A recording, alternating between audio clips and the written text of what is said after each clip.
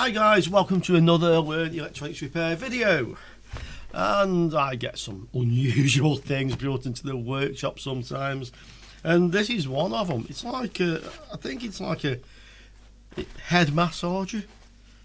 It has like these things inside it, and the guy says sometimes it doesn't come on and sometimes it does come on.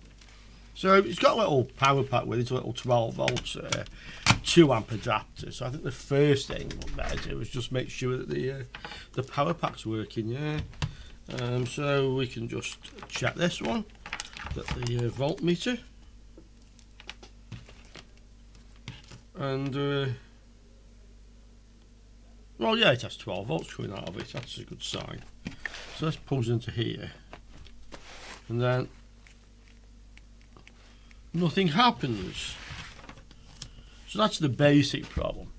Has it like shorted out or something and caused the power supply to go off? Let's have a look. We can check this one. No, we still have 12 volts. Okay. Okay, so we can get this thing apart. It's like a little pillow thing, yeah. This appears to be Velcro, well, basically a bit of Velcro and glue. So this is your on-off switch. So we have to see if we can get this off here. So I'm going to have to glue this back on. Afterwards, it's sort of taking a bit of the stuff with it. Yeah, I need to get this off. And then this, I'm guessing, will come out like so. And all the that'll come through there. Okay, so this is our thing. Let's just try it again. So power. Oh, now it did come on. Now it goes the other way. Oh, it seems like multiple presses of the buttons was different things. It's on. So this is like a intermittent connection or something. Could be quite simple, this one, guys. And that goes round without any. That stopped it. Yeah, seems to be reliably working now.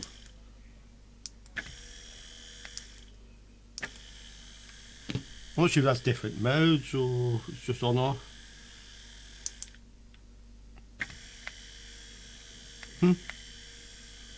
Well, there we have it.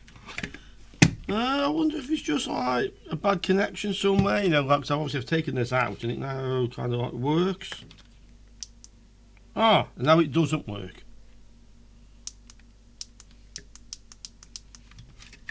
So, intermittent. There you see how it doesn't work again.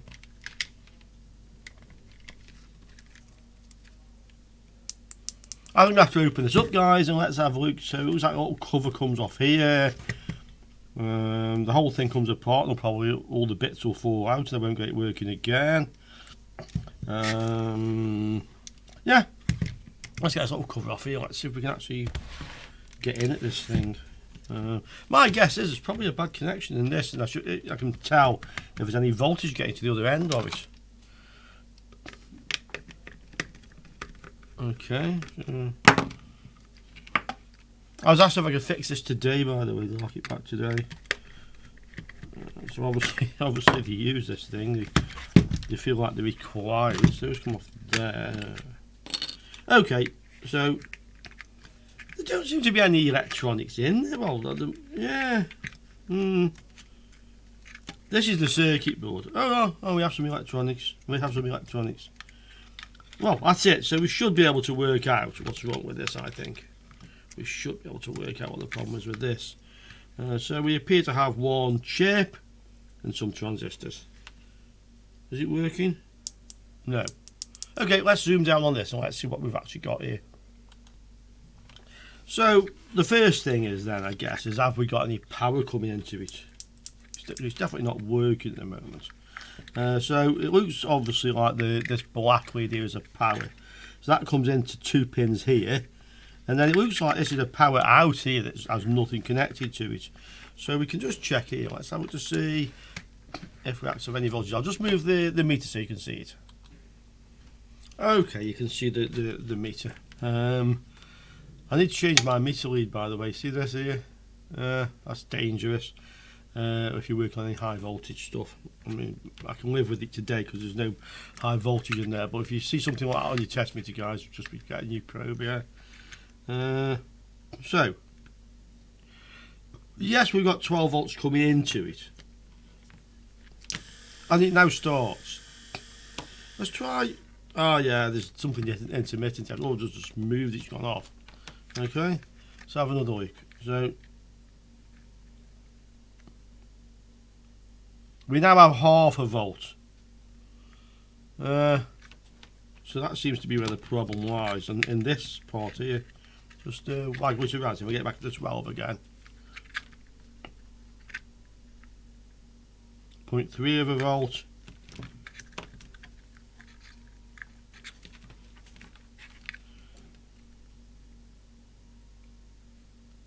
Yeah.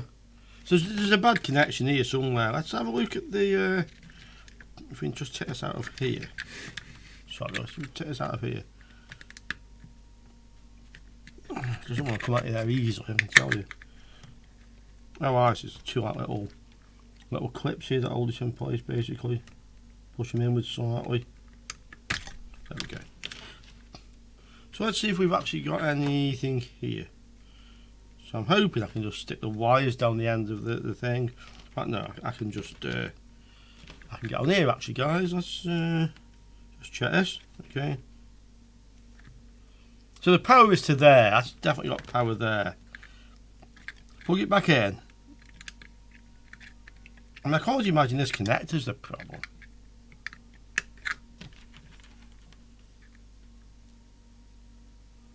No power there. Okay. Looks like we've got a broken wire, I think, somewhere down here. No. Let's disconnect this and check for continuity. So, from the outside connector, down to here. On continuity mode, yeah. I mean, really, this shouldn't be a difficult fix, should it, guys? I mean, yeah. So, we don't have any continuity there. Just check again, make sure I'm actually on it.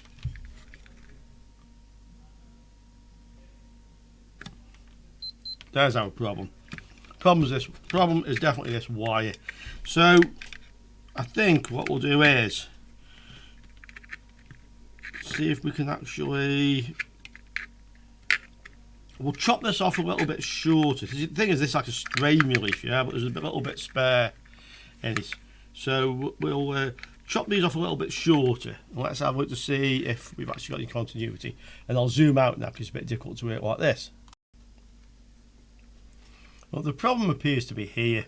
And that's not unusual, really, because you know, this is where it goes into the strain relief, and it's the most likely place for the wires to actually break. I want to see if I can actually reuse this thing. I might have to kind of like cut part of it off. I mean, basically this fits inside this notch here, yeah, to keep it still so it doesn't get pulled out. So it doesn't appear to be able to slide up or down the wire. So I'm going to try and cut away the bottom part of it and then see if I've got enough wire there. Yeah, I probably will have. So I can still fit this in here, and I can still solder this onto the plug. Will it reach? Let's have a look. So this kind of sits in here. This kind of like holds it in place as well, actually.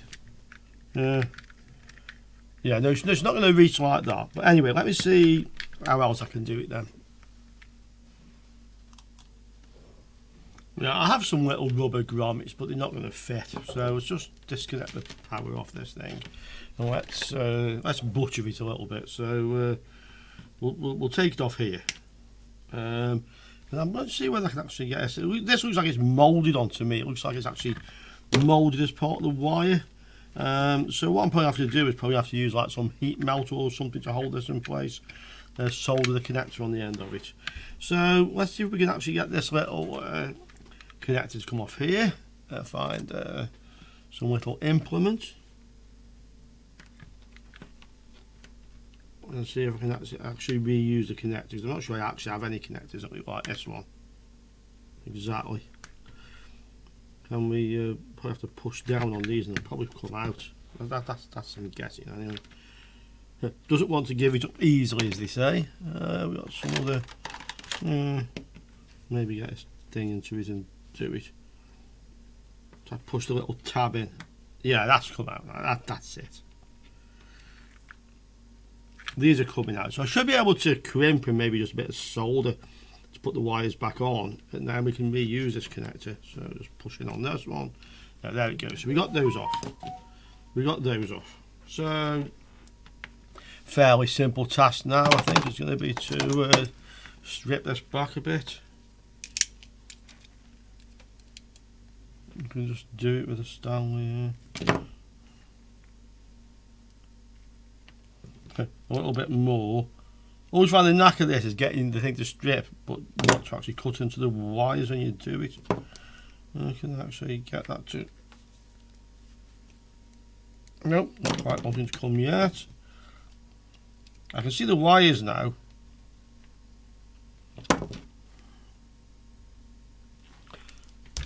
Yeah, there we have it. I'm just looking to see if I actually damaged the wire. It's a bit scuffed, but it's not like cut through. Yeah, so that's that. It's marked on the thing, the positive and negative, so that's not a problem. So this can now come in here. So it's a matter of see if we can solder these or crimp these back onto the actual wires. Because I think it's broken here, I might just chop these off and just attach one with a very little thin bit of heat shrink. Probably just as easy to do it that way. And then we can test to see whether this is actually reliable. So we've got them off there. Something to hold it with.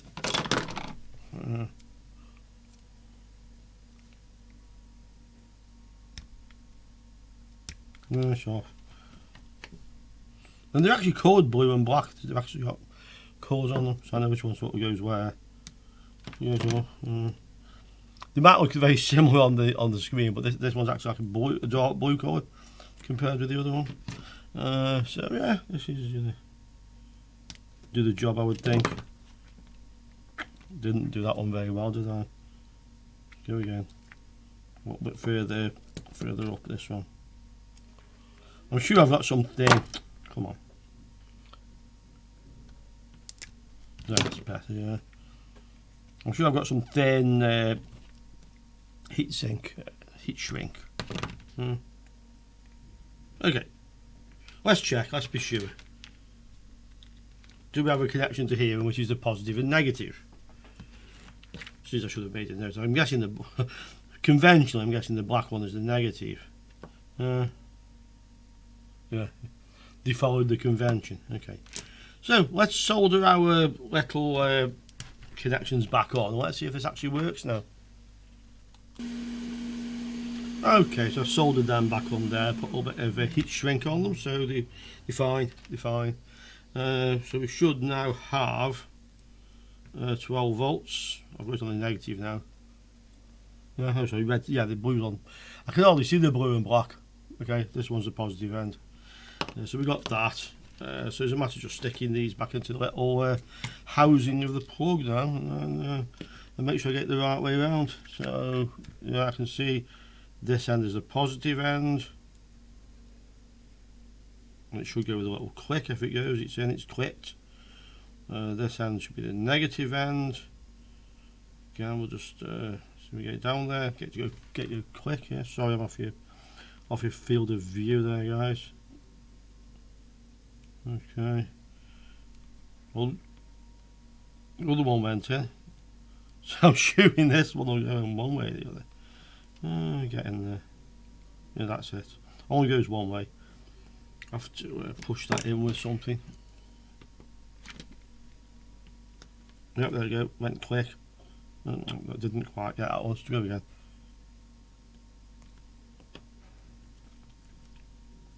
That's it. You probably heard the click, eh? You probably heard the click. So there you're in. So again, we can just double check. This fits this way round on the connector, and it's marked positive. Yeah. So this end should be the positive, which is the blue. So we just final check, and then we can test this. So put the power on it. Untangle my wire slightly for the meter. Okay. Red should be the positive. Yep, it is. This one's just not quite in right. Just give it a little bit more push to get this one in right. Yeah, there we go. But you can probably see it's in there now. So that's it. We got the polarity correctly. So we can just connect our little thing back up again. And hopefully now this will work reliably. Well, it's on. And it stays on, yeah. Okay. So the only thing left to do now really is a little bit of hot melt glue to hold this in position here. Yeah, put the lid back on. So let's get the glue. Okay, I mean that's set and that's held pretty solid now. I mean, considering this comes out through a hole in the pillow anyway, so it's not like there's any direct pressure onto that as such. So I'm quite happy with that. I've noticed this actually has 4 modes on it. I just had another play with it. So one press and you get the LED lighting on, and it goes one way round. Okay. Another press, it stops and then goes the other way. Okay. I'll keep on doing that till you press it again, in which case it rotates without the LEDs. Yeah. And the 4th one stops it. So that's the actual 4 modes it has. So we can just put it back together, stick it back in the pillow, one quick final check, and that's job done. And to be quite honest, I mean, if somebody says to me, do you fix head massages? I'd have to say, well, I've never fixed one until now. But, you know, if you're doing electronics repair, in my opinion, you shouldn't turn down jobs like this. If somebody says, can you fix something? The answer should be, yeah, I'll have a look. Yeah, because, I mean, this is like taking me, this video's short, but I mean, between everything, it take me less than 30 minutes anyway, by the time it's all back together. 20 minutes, something like that, 25. And it's like, you know, I can just charge €20 for doing it. Simple as that. €20, job done. Customers gets it back today, they're happy. And that's it, yeah. Okay, so let's just stick it back together and we'll give it one final go. Okay, so it's back together. Working reliably now. So now reverse. It should go off. Yeah, that's it. Working every time. Yeah, so I was saying, nice easy jobs these. I tend to work now basically €20 minimum for any job I do. But I do these all day. I'd sit and fix these things all day. I mean, I can, you know, probably realistically do 2 in an hour. You know, €40 an hour, that's fair enough for me anyway. Okay, so on to the next one, yeah. Hola amigos, welcome to another Learn Electronics Repair video. And I better get this in focus because it says Focusrite on it, yeah. So this is Focusrite Scarlett 2i4 microphone preamplifier. I'm pretty sure you plug your microphone into this and it has audio outs and it has a USB. And I'm guessing it's like a USB mixer. I'm sure I could do with one of these for the channel, to be quite honest. I have a mixer, mine's manual. But actually, I'll just show you guys out of interest. So I'm currently using, you see the microphone is here with my suspended with a cable tie on it, but that works and it stops any bumps and thumps. And my mixer's actually down here. Yeah, that's my audio mixer there. You can see. So you can see. So that's how I'm doing it at the moment. But I've heard these USB ones are damn good. I've never used one. I don't really know what the advantage is. Okay, so enough waffle. I don't get to keep it, unfortunately. And as I understand, the problem with this, so the customer says, is that the headphone socket is loose. Yeah. And it's actually, I'll zoom down, you'll see. So the headphone socket is loose. This thing, yeah. Yeah. That's loose for certain. So hopefully, again, this is going to be not too difficult to repair. Have to just figure out how to get into this thing. Quite likely there's some hidden screws underneath these feet. That seems like the best likelihood. Let's have a quick look. Yeah. Okay, so let's get the screws out. Let's get it apart and let's see what we can do with this one. Okay, so it's come apart, and this is the headphone connector, and straight away we can see what's the problem with this. Yeah, it's kind of like fell apart, piece come out of it here. But I probably don't have the right type of socket here, so first thing I'm going to try and do is actually repair this, unless I can find another one that will physically fit.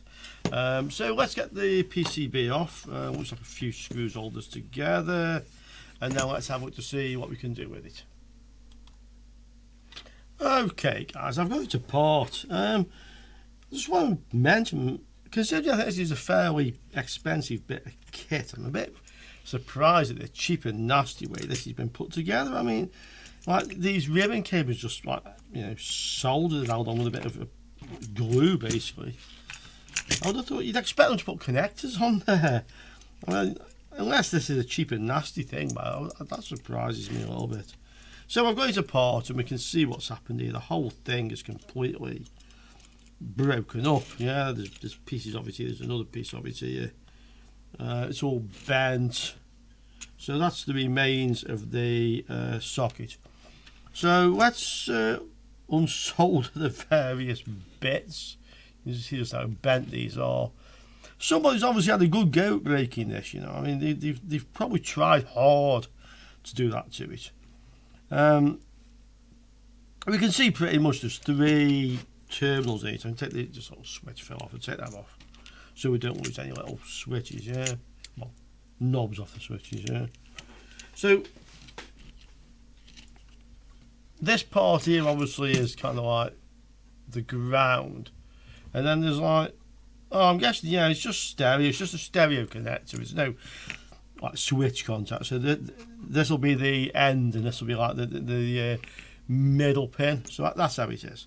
So let's unsolder the remaining parts of this from the board. Now let's have a look to see if we can actually do anything with it. So first thing I'm going to do is apply a bit of flux, solder, and see if I can actually. I'll probably take this out in pieces because it's all kind of like fell to bits. So let's try, and if not, I'll use the solder sucker or the vacuum desoldering tool or the braid. But let's have a go. Maybe even without any added solder. Yes, that piece is off. That's the front bit of it. What else have we got? We've got this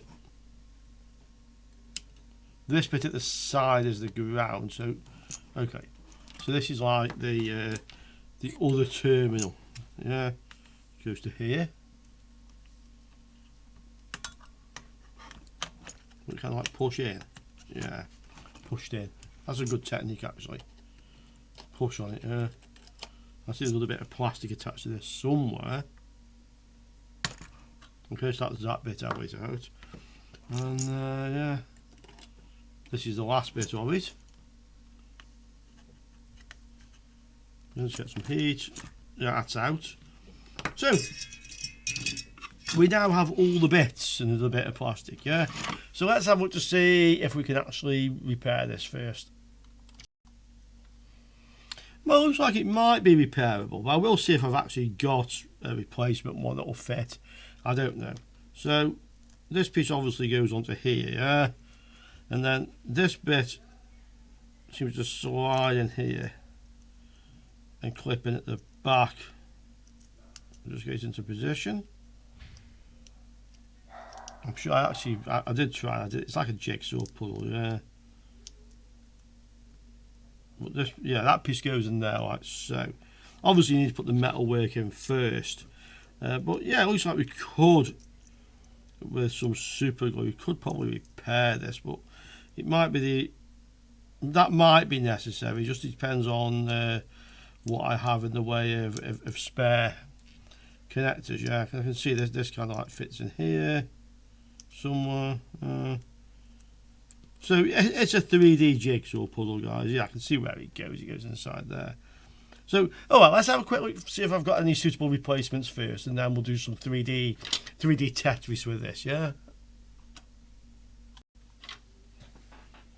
Well, wipes the forehead, sweated brow, yeah. It looks like I may well have a suitable replacement for this. I mean, this is the one that came out. That's all broken up. And I have this thing, and it's obviously salvaged or something, but it looks like it's going to fit. Avoid against the PCB. Once I clean it up, this looks like it's going to fit okay in there, yeah? So I just need to check that this is actually a stereo plug rather than a mono plug. Okay, I have something I can test it with. So this is a socket, and this is a stereo jack plug, which is just attached to another jack plug, basically. So what we can do is now we can just check this. So this should be the ground on here, and that should go to the ground on this. Yeah, it does. It's not shorted to any other ones. This is one of the two terminals at the end. That goes to the end, but it's not shorted to any other ones. And the other side here, this should be the middle one. Yeah. Yeah, and again, it's not shorted to the other ones. Okay, so we know that's a stereo socket. So I think it's going to be another fairly easy one, this one. I like these sort of jobs. They're very quick to do, and they're very profitable. I mean, you know, this is probably an expensive bit of kit. I can probably happily charge a guy a bit more than 20 euros for fixing this one, maybe 40. You know, I mean, the way I say it is go find somebody else to do it, yeah? If you don't like the price, go find somebody else who'll do it. That seems to be the way. So let's just try and clean up the connections, so the terminals on this one, and see if we get it to actually fit into our PCB. A little bit fiddly, this sort of stuff, but it has to be done, yeah, without burning your fingers, really. Just try that way, yeah. Try it that way. Yeah, and then other side. Okay, and then the last one. And it's just like holding it still and holding the braid against it. I want to. I have one of those tools. You know, I can hold this in like a third hand thing, and I should use it really. And then I'll do it the hard way, yeah. When I shouldn't do. One last one. Just being lazy, guys. I'm being lazy, not picking up the proper tools, when it probably would save me time to use the proper tools, yeah? That's what's going on here. Okay, pull that crap out of the way. There's another one, but that wouldn't fit. This probably would have fitted, but one of the things is broken off the end. And this thing is probably just like a switch terminal, or maybe something that we don't need, yeah? Okay. Less about that, more about this. So we need to just get the solder out of here as well. See what comes out. And then let's get our new socket fitted on this one. Yeah. Okay, let's fit the socket. Okay, so there we have it. Oh, put myself a bit more level, yeah, like some for Batman film. Not bad. No, I meant the original series. Actually, you won't remember the original series of Batman, I don't think. Okay, so it's fitted. It's nicely in there. It's solid. Oh, I just caught on one of these on my finger. Anyway, it's solid. Yeah. You'll have to try hard again to break this one. And that's it, job done. That's the last of those I had in. It's a salvaged one. Because I've used one, when I charge for this job, I might just order a few of them. I often find if I've used something that's salvaged, that if it's not expensive, and these won't be expensive, it's probably worth just ordering a couple more and just keeping them here. Because, you know, sooner or later, something like this will turn up, or we'll break this one again. And then I'll need it. Yeah, it saves waiting. So that's a good tip for you. Yeah, if you use something that's salvaged and it was useful, just get yourself another one when you have the chance. rather than waiting for when you needed it. Okay, so all we've got to do now is put this thing back together, to be quite honest, and then just check the headphones and see if they're working now. Okay, so it's done, guys. All back together. I'll get the owner pop in and pick it up this afternoon, and he can just test it as well. I think I need some software to test this, but it's not a problem. I mean, he came in with a broken socket there. That's what it was working. He said just that was broken, and yeah, it was broken. Okay, so yeah, that is another quick, simple job to do. I'm sure it'll work now, and on to the next one. Okay, guys, adios, chicos.